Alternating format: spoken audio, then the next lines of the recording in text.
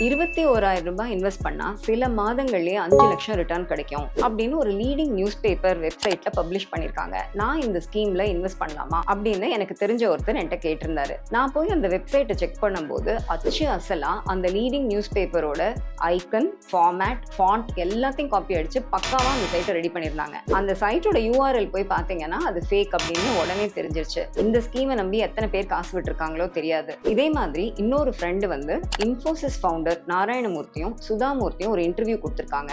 அதுல ஒரு சூப்பர் ஸ்கீமை பத்தி பேசியிருக்காங்க. அதாவது ஃபில்ம் ரோல்ஸ் மார்க்கெட்டிங். இந்த துறையில நீங்க ஃபியூ லேக்ஸ் இன்வெஸ்ட் பண்ணீங்கன்னா வித்தின் மந்த்ஸ் உங்களுக்கு கோடிகள்ல பணம் அள்ளலாம் அப்படின்னு அதுல பப்ளிஷ் பண்ணிருக்காங்க.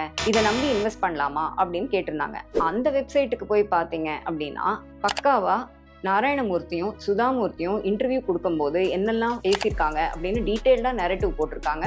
2 பியூட்டிஃபுல் ஃபோட்டோஸையும் ஒரு கான்ஃபரன்ஸ்லேருந்து எடுத்து அட்டாச் பண்ணியிருக்காங்க.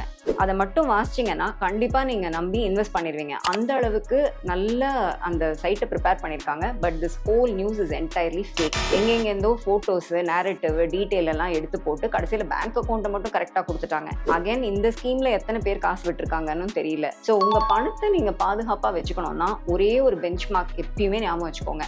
யாராவது உங்களுக்கு ஒரு ஆண்டிற்கு 10% மேல ரிட்டர்ன் கொடுக்குறோம் அப்படின்னு சொன்னாங்கன்னா உஷாராயிடுங்க. Because that is most likely a scam. இல்லை எனக்கு கியூரியஸாக இருக்கு, கொஞ்சம் தானே, 5,000 தானே, 10,000 தானே, போட்டு பார்க்கலாம் அப்படின்னு நீங்கள் கியூரியஸாக இறங்குனீங்கன்னா you will definitely get scammed.